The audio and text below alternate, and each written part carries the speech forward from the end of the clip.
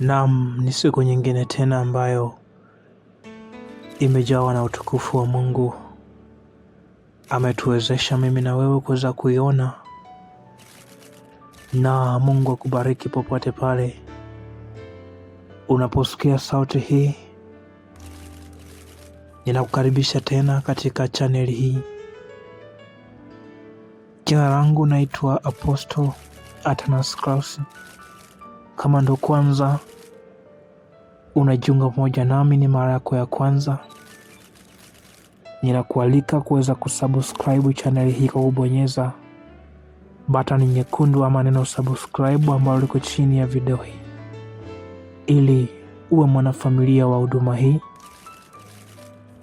Na siku ya leo nina ujumbe mfupi kutoka kwenye kiti cha enzi mbinguni. Leo tarehe 19 ya mwezi wa 3 2026. Ujumbe huu Mungu amenipa katika siku hii ya leo mapema alfajiri saa 12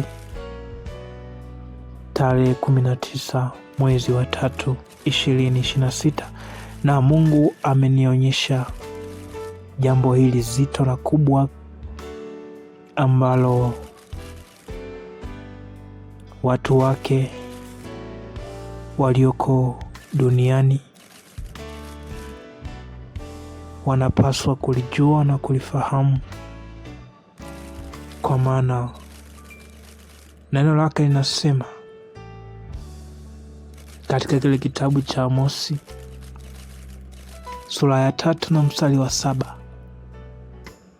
hakika Bwana Mungu hatafanya neno lolote bila kuwafunulia watumishi wake manabii siri yake.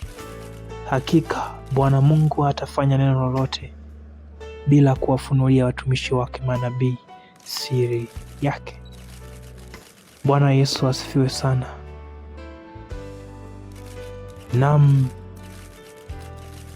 ni siku ya leo ambayo Bwana alinichukua katika maono nikiwa nyumbani. Alitokewa na nguvu ya Mungu ambayo ilinichukua na kunipeleka ili niweze kuona mambo haya ambayo yanakaribia kutokea katika nchi fulani ambayo sitaitaja kwa jina lake, lakini tukio hili, haijalishi sitaitaja nchi, lakini lazima litatokea. Na ikiwa litatokea, basi Mungu anasema ili watu wake wapate kujiandaa na kuweza kukabili tukio hilo pindi litakapotokea.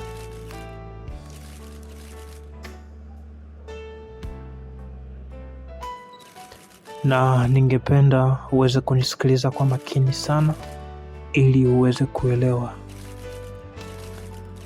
Nalichukuliwa katika maono na Bwana akanionyesha. Naliona mtu ambaye alikuwa amesimama katika mlima mmoja mrefu katika hiyo nchi, ambaye ana nyota kubwa. Na mtu huyo aliposimama katika mlima ambao huo mlima ulikuwa ni makao yake, na chochote ambacho anakiongea, kila kona ya hiyo nchi watu wote wanaweza kumsikia na kujua nini amesema.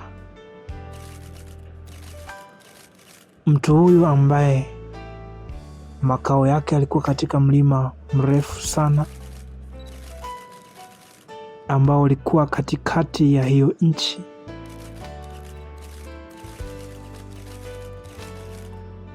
na alitumia nafasi yake pale ambapo yupo, kwa kuwa alikuwa juu sana katika kilele cha huo mlima, ambapo kila mtu aliweza kumwona kutokea pande zote za hiyo nchi.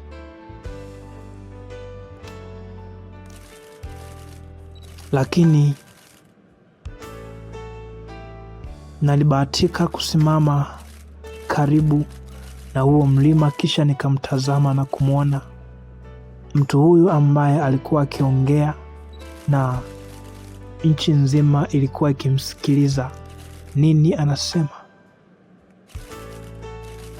na maneno ambayo alikuwa akiyatamka na kuyasema kwa watu wa nchi hiyo yalikuwa ni marefu kidogo, na ambayo sitaweza kuyasema hadharani. Lakini punde tu mara ya kumaliza yale ambayo alikuwa akiongea, nalimwona akianza kuita watu wa karibu yake, na kisha akawaambia, ninatamani ningekuwa na uwezo wa kufanya toba, ningefanya toba mimi mwenyewe.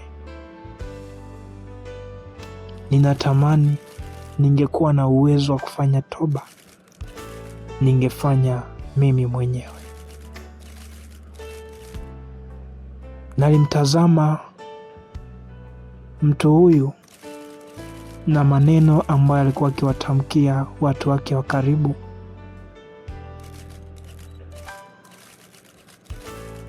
Kisha nikatambua ya kwamba mtu huyu alikuwa na maumivu sana ndani ya moyo wake, na hukumu nyingi sana ambazo alikuwa amezibeba ndani yake.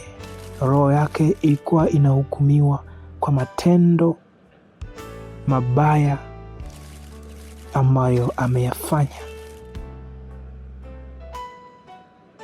Nilipozidi kumwangalia mtu huyu, nalimwona akiwa amekata tamaa na akitambua ya kwamba yupo hatarini na maisha yake yamefika mwisho.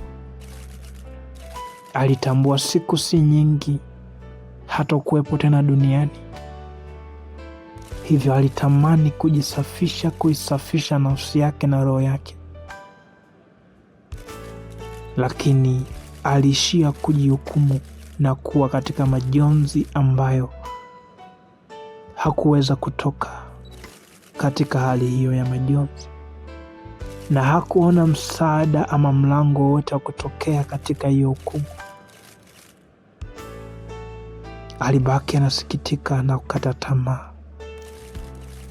Alitamani laiti angeliweza kufanya toba, angepiga magoti na kumwomba Mungu ili apate rehema, apate kusamehewa, lakini haikuwa hivyo. Nalimwangalia mtu huyu sana,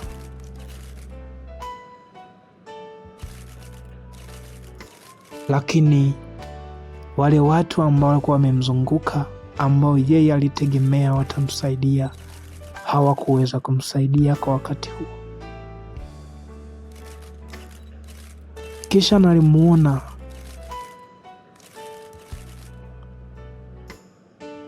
akijihukumu kwa ajili ya vifo vya baadhi ya watu ambao walikufa kwa sababu yake.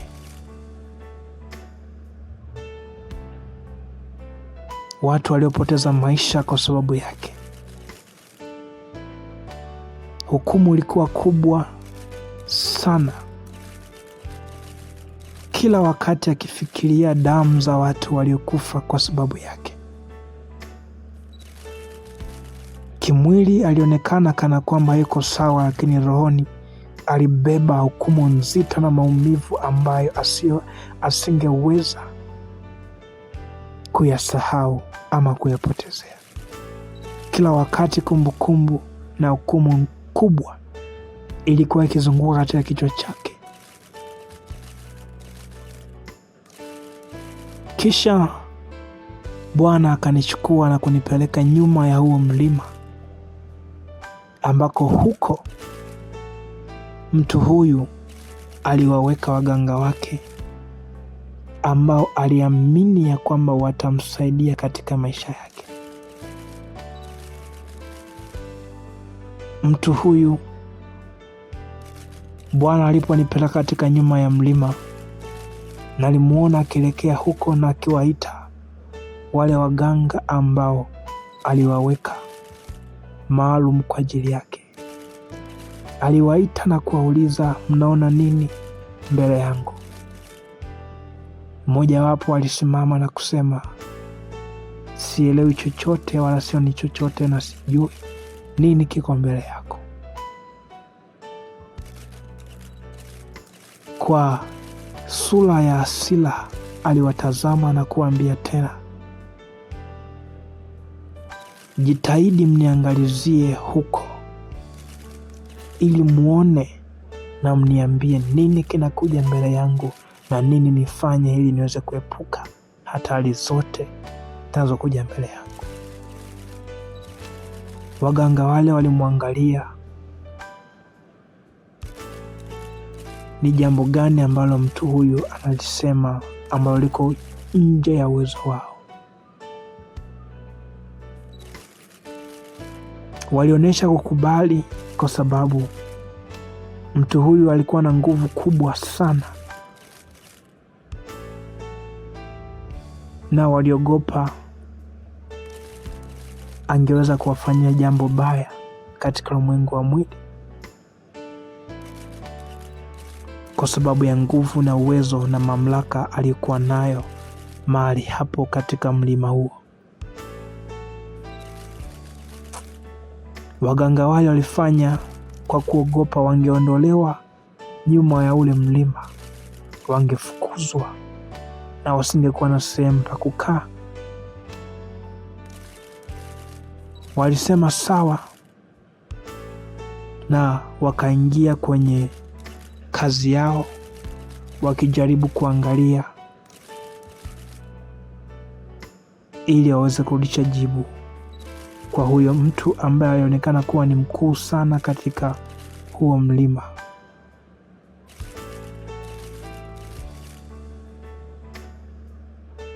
Kisha Bwana alinichukua na kunirejesha nyumbani kutokea katika hiyo nchi. Bwana akanirejesha katika kijiji changu nyumbani nilikozaliwa. Nikiwa narejea nyumbani, Bwana akanichukua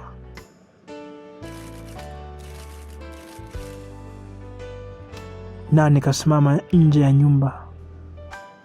Natazama, nikasikia sauti katika ulimwengu wa roho za watu wakisema, yule mtu aliyekuwa akiketi na kuishi katika mlima mrefu katika ile nchi amefariki dunia. Taarifa zile zilinishtua na sikuweza kuelewa imekuwaje, wakati muda si mrefu nilipata kumwona akihangaika kwa waganga, na ghafla nasikia sauti za msiba wake.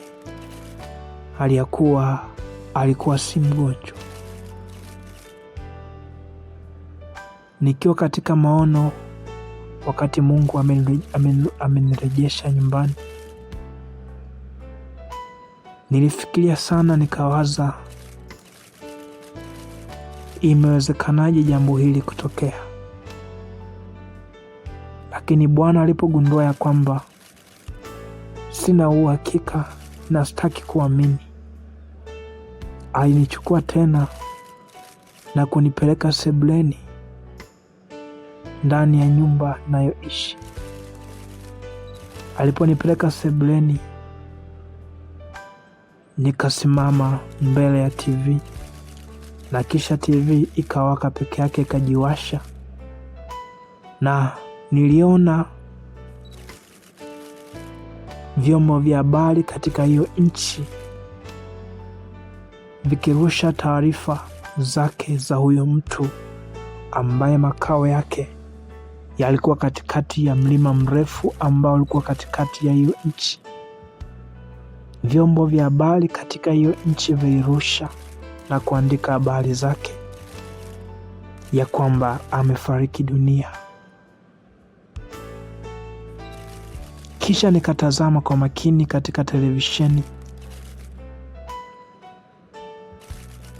nikaona vyombo vya ulinzi na usalama katika hiyo nchi vikijiandaa, na nikabahatika kuona watu waliovaa nguo za kijeshi, kwa maana wanajeshi wa nchi hiyo, wakijiandaa na taratibu nzima za mazishi ya mtu huyo. Kisha nikajiuliza, imekuwaje mambo haya? Na huyo mtu yuko wapi hata sasa? Mwili wake uko wapi? Nilipoona katika TV, katika skrini ya nyumbani mwangu ikirusha taarifa katika hiyo nchi juu ya huyo mtu, nilipoona TV ikionyesha ya kwamba kuna vikosi vya wanajeshi vikijiandaa kwa ajili ya taratibu za kumzika, na moja ya chaneli kubwa sana katika hiyo nchi ilikuwa ikirusha taarifa zote hatua kwa hatua, ndipo Bwana akanichukua tena, nikasafiri na kufika katika hiyo nchi na katika hospitali ambayo mtu huyo alihifadhiwa mwili wake. Bwana akanipeleka katika chumba ambacho kwa wakati huo nilipofika nilikuta madaktari wakiuandaa mwili wake.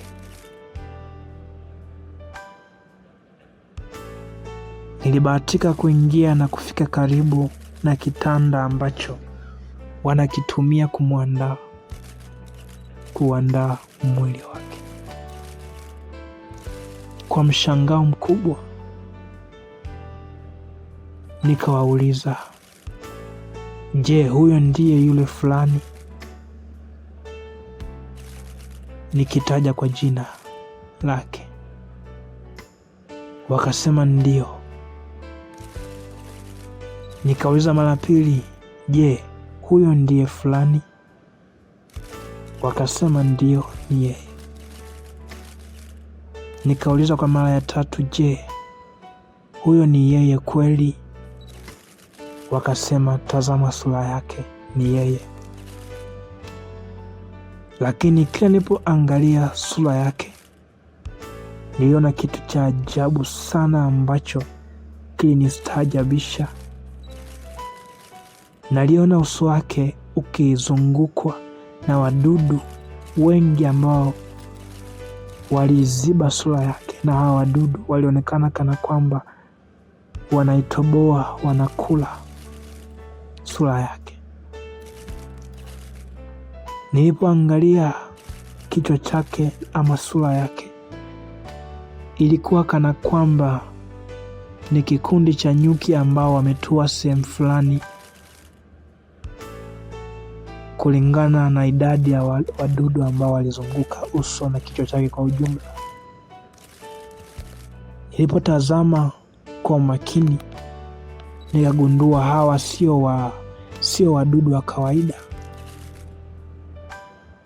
Walikuwa ni aina ya kipekee sana ambao walikuwa wakishambulia sura yake, wakiitafuna pasipo wale madaktari kuona wadudu hao.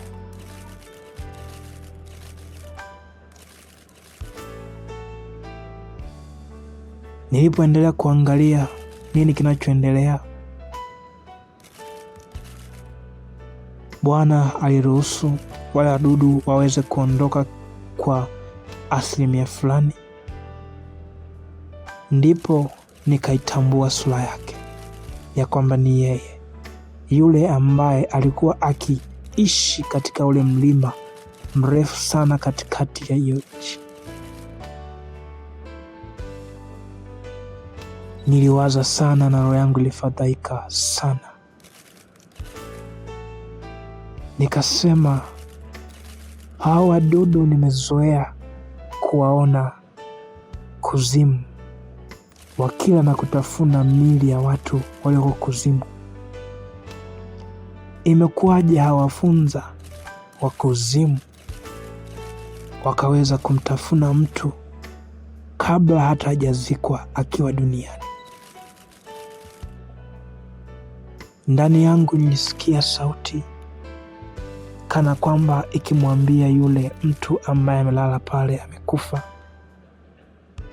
kwamba alijidai alipokuwa hai, alijiona alipokuwa hai, alidhani ya kwamba yeye ni yeye na hakuna mtu mwingine wala kiumbe kingine ila yeye pekee. Katika maisha yake aliamini ya kwamba anaweza kufanya chochote wakati wowote, kwa kuwa yeye yuko juu ya mlima katika kilele. Hakuna mtu anayeweza kumkoromea ama kumwambia chochote, kwa sababu yeye yuko juu na wengine wako chini. Alijivuna kwa sababu aliishi juu ya mlima,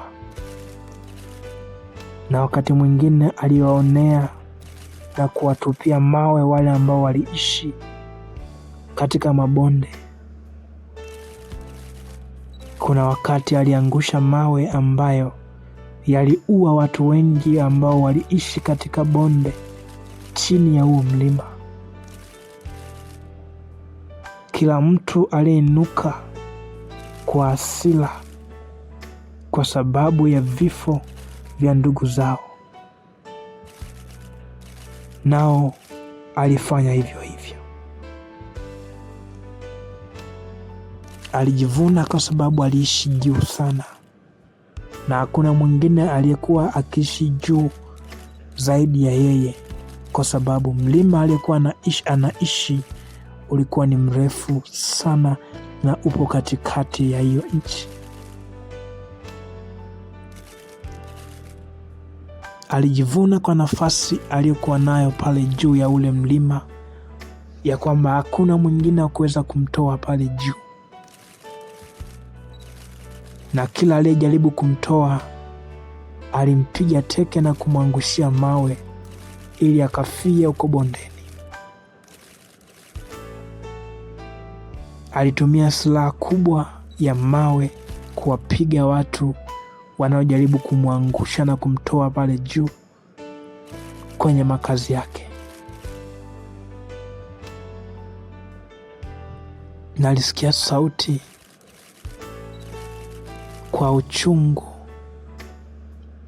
ikimlilia na kumwomboleza ya kwamba yako wapi yale yote ambayo ulikuwa ukiyafanya ukiwa hai? Kiko wapi kile kiburi ambacho ulikifanya ukiwa hai? Niliposikia sauti ile ikisema na yule mtu aliyekufa aliyelala pale, roho yangu ilizidi kufadhaika sana. Moyo wangu uliumia na mapigo ya moyo yalianza kwenda kwa spidi sana. Kisha nilipotambua ya kwamba yule mtu katika ile nchi hayuko tena duniani, hayuko na sisi tena duniani, amefariki, ndipo Bwana akanirejesha nyumbani. Niliporejea nyumbani katika hali ya kimwili, roho yangu iliporejea nyumbani kwangu nilipo, pindi roho iliporejea ndani yangu, Mwili wangu ulitetemeka sana, roho yangu ndani ilifadhaika kiasi cha mapigo ya moyo katika ulimwengu wa mwili yakaanza kwenda kwa spidi sana. Nilifadhaika, nilitetemeka, mwili wangu uliishiwa nguvu. Na hivi navyoongea na wewe sasa, ni zaidi ya masaa 2 kupita tokea maono haya makubwa na mazito nimeweza kuyaona. Kwa maana sikuweza kusema na mtu yeyote kwa muda huo, kwa sababu sikuelewa nini nifanye, kwa sababu roho yangu ilifadhaika mno. Moyo wangu uliuma na mapigo ya moyo yalipiga kwa spidi na mwili ulitetemeka kwa kuogopa sana. Bwana Yesu asifiwe sana. Maono haya hayana budi kutokea, kwa maana Mungu hajawahi danganya. Hivyo tuiombee sana hiyo nchi, tuombee sana hiyo nchi, tuiombee sana hiyo nchi, kwa maana ule mlima ambayo huyo mtu alikuwa akiishi, atakapoondoka pale juu, isije adui akachukua nafasi ya kuishi pale juu. Asije mtu wa aina hiyo akaishi pale juu,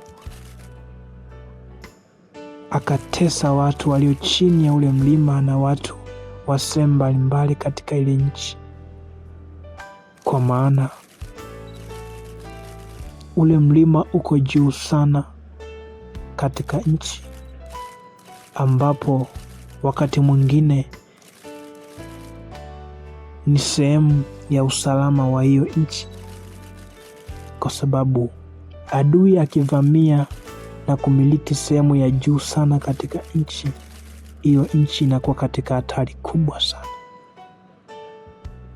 Kwa maana hiyo, tuiombee hiyo nchi sana, tuiombee hiyo nchi sana, ambayo imekuwa na mlima mrefu katikati ya hiyo nchi, ambako kuna mtu mmoja anayeishi, ambaye makazi yake yapo katika huo mlima, na yeye ndiye mmiliki wa huo mlima kwa wakati huu. Na pindi atakapoondoka, lazima tukumbuke kumwomba Mungu ya kwamba amuandaye mtu atakayeweza kurisi ule mlima, ambaye hata watesa watu waliozunguka ule mlima na hata tesa watu wa ile nchi, kwa sababu kuwa juu ya mlima patamwezesha kufanya chochote katika nchi. Bwana Yesu asifiwe sana. Ombea mtu ambaye atarisi ama ataupokea ule mlima na kuumiliki, hali ya kuwa wakati huu unapoongea na wewe haelewi nini kinakwenda kutokea siku chache mbele ama miezi michache. Hajajiandaa wala hajajipanga kwa ajili ya kuendesha shughuli zote za pale mlimani na kuendesha mambo yote katika makazi ya mtu mwingine ambaye alikuwa akiishi. Yeye ni mgeni. Yamkini kuna wakati amekuwa akitembelea huo mlima, lakini yeye haelewi vitu vingi sana katika huo mlima. Mungu ampe nguvu na utayari na amwezeshe kuchukua hiyo nafasi ya pale juu, ili nchi na maeneo karibu ya huo mlima yawe salama. Hiyo nchi itapitia wakati mgumu, kwa sababu ikimkumbuka huyo mtu ambaye alikuwa akiishi hapo juu ya huo mlima, kwa maana kila mtu pande zote alikuwa akimfahamu kwa namna yake. Naliona watu wa hiyo nchi waliposikia taarifa za msiba huyo mtu aliyeishi mlimani, watu wakibaki na midomo wazi wakishangaa, watu wakilia na wengine wakifurahi, watu wakijawa na taharuki. Imekuwaje? Mbona hatukutegemea?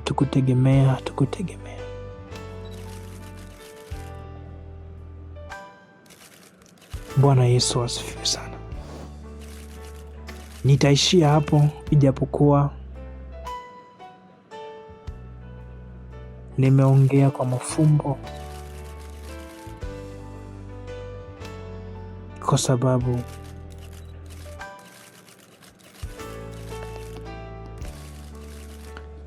kwa sababu hata Bwana Yesu naye aliwahi kusema ya kwamba hao huambiwa kwa mafumbo ili watazame na wasione, wasikie na wasielewe. Kwa hiyo wale watu wengine wale watu ambao haiwahusu watasikia na hawataelewa, watatazama lakini hawataona. Lakini yule ambaye ni muhusika, wale watu ambao ni wahusika, watakaposikia wataelewa, watakapotazama wataona. Kwa hiyo isikusumbue kwamba mbona sijaelewa. Muombe Mungu akufungulie macho na masikio uweze kuelewa, ikiwa ni muhusika. Mungu akubariki tokea sehemu mbalimbali unaponisikia. Mungu akubariki tokea katika nchi mbalimbali. Mungu akutie nguvu, akulinde, na tukutane katika sehemu zijazo. Usikose kuendelea kunifuatilia kila wiki, kila siku, kuangalia mambo mapya ambayo yatakuwa yakiendelea katika chaneli hii. Mungu akubariki sana na uwe na wakati mwema. Amen.